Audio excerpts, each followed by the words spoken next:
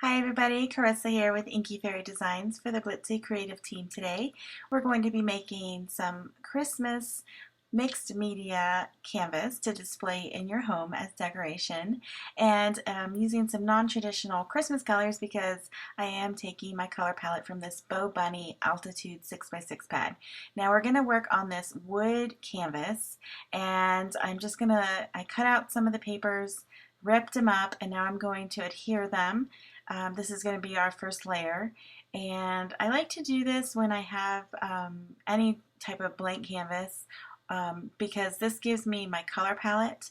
I'm taking those colors from the papers. I think they're really pretty, purples and blues and grays and teals, and so that's what I am kind of going for as I put this canvas together.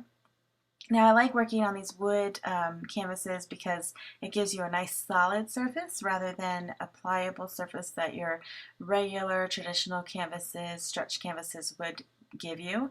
And it's just a different kind of background texture to work on. You've got that wood grain that can give you some nice interest in your project, and I'm just using some Faber-Castell Gel Medium to adhere all of my papers down. You'll see that I put some of the gel medium directly onto the wood canvas, and then I'll put some on the paper, and then I will put that paper down and put some more gel medium right on top of that paper to seal it onto my canvas. And this just gives us a nice background layer, and I like to rip my pages.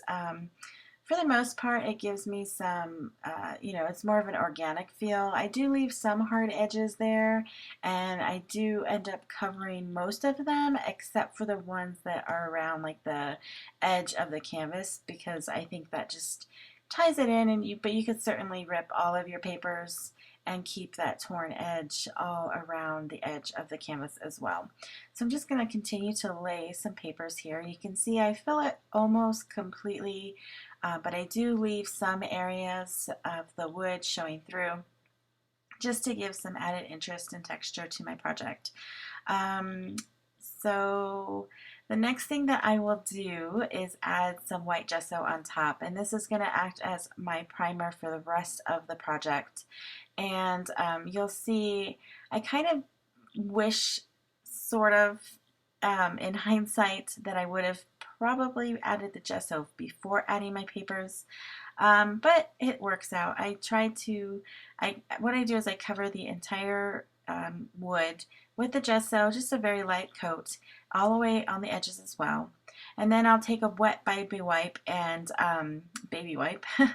and wipe away some of that gesso so that some of that color and paper shows through. And then I try to add it more on the wood, exposed wood, and prime that with the gesso.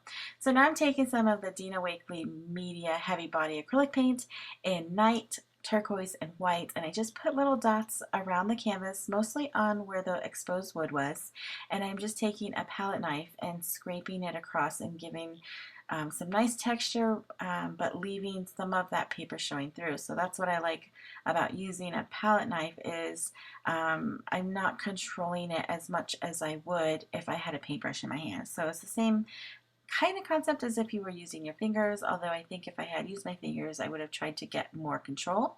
And so that's what I like about the palette knife. It kind of gives it a more organic feel. So now I'm adding some more texture with this wall joint tape. You can actually pick it up at like a home supply store. That's where I got it. It's not like a technically art supply, but I like the circles and I love the texture that it can give many projects.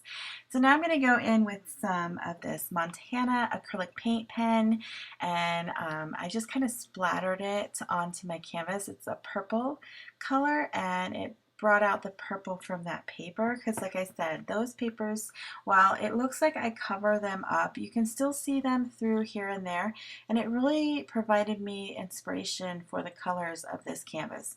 I didn't want to go with a traditional red and green for my Christmas project. So I love these papers. They're from last year's collection of Bow Bunny, and I just love the purples and the blues, and so that's where I grabbed my colors from, and then I added the paints and all of that on top. And so now here what I did was I added some more of the white heavy body paint, and then I mixed it with that paint pen just by dabbing it on my fingers, and it gave me a really pretty lighter purple on top of the other layers. So now I'm going to add some more texture. I pulled out my Dina Wakley stamp set. I think it's from the Positive Women, and I'm only using the circles for some texture.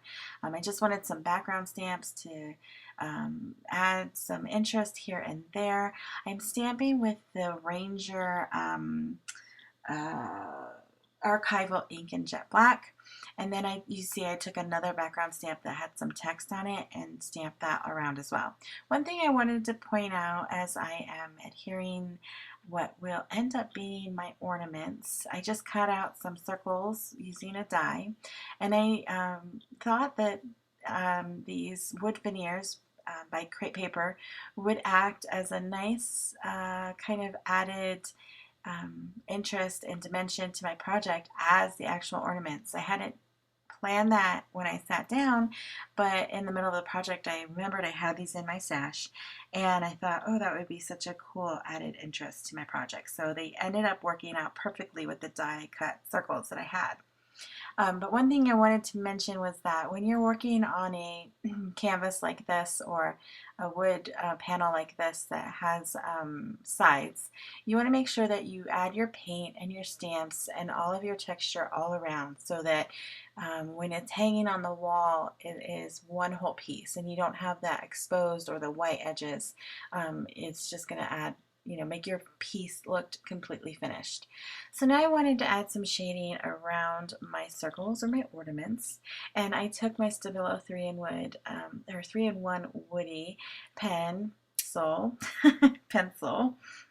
and I added, I just drew around each of the circles, and now I'm just taking a paintbrush with some water on it, and I'm activating that pigment because it is a water, it's a water paint, and so you want to, when you're using that, you want to make sure it's one of your last layers because it will continue to activate, once it gets wet. So I knew I was nearing the end, and I just wanted to add some shadows around my ornaments to kind of make them pop a little bit more. And then here is another Stabilo pencil. This is the Aquarellable all-purpose pencil, and it's pretty much the same concept as the Woody 3-in-1. It's a water-based. I just wanted a thinner line for the ornaments coming down, and so that's why I picked that out. So now I'm going to add some sentiments. Here are some words from a Donna Downey set with Unity Stamp Company, and it's from an Advent collection, and I just thought some of the words in there were really great to put inside of my ornaments. One says believe, and the other one says peace, and I stamped it all crooked, but you know what, we're going to go with it. This far into a project, I'm not going to worry about some crooked stamping. It really just adds to the handmade feel to this piece. So now I'm placing my ornaments, and I realize I need to add some more shadow, so I'm picking up the thicker pencil again and bringing that out further because the wood veneer is so thick. It really, when I put it down, it just covered it up, and I wanted some of that shadow to be peeking out underneath the wood just to give it some more depth and dimension. So I'm taking a wet paintbrush and pulling that paint out a little bit further, and it looks, like a hot mess, but once you put the wood veneers on, you only see a slight amount of that. So I pulled out some of the Tim Holtz linen ribbon, and I'm using that as my string for the ornaments. I love this because it's not, it's like a grayish kind of color, almost like a silvery color, and it just went well with the colors that in my paper and the colors that I was going for in this piece. So I'm taking some Helmar 450 quick dry glue, and I'm just kind of running that on my canvas, and then I'm putting that ribbon, linen ribbon right on top. And I am wrapping it. You can see here all of the paint and the texture and the stamps go all around the canvas, and so do my ribbon. So now I'm ready to add my wood veneers. We're getting close to the end of this project. I really love how it came together. I think the non-traditional color palette for this winter Christmas project just really makes it unique. And my favorite color is purple anyway, so I think purples and blues and silvers or grays are really good, you know, winter palette, so it works for this piece. I'm just taking a baby wipe and kind of wiping away any of that excess glue there that seeped out as I pressed down that wood veneer. And I'm just going to add all of these to the canvas and kind of get wrapped up here. I have a few final finishing touches that I do add to the canvas. I want to thank you guys for sticking around. This is kind of a longer video than I normally try to do, but with something like this, there's a lot of layers and a lot of paint and texture that goes into making a mixed media canvas like this, especially with all the extra dimension of the ribbon and the wood veneers. So one of the final touches that I'm going to do is I'm going to take this Faber-Castell Texture Gem pen, and I'm just going to add some patterns to the inside of my ornaments, kind of like ornaments would have different patterns on the tree. I love the dots. I love how those came out. I'm not too thrilled with my lines because they were very not straight lines, but again, that just adds to the homemade feel to this canvas. It's art, so nothing is perfect, at least in my art. So this pen is really cool. It just dries clear and it gives you that added dimension. So I think that is about it. I'm going to add some Heidi Swapp Gold Shine, her color Shine, right here, and just to warm it up a little bit. And I love this gold shimmer spray, and I'm just dropping it. I'm not using it as a spray. I'm just dropping it, kind of giving some ink splatters around on my project.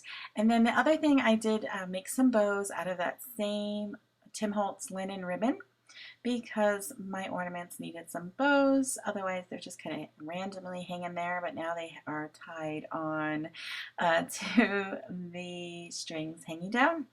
So I really like how those little bows turned out.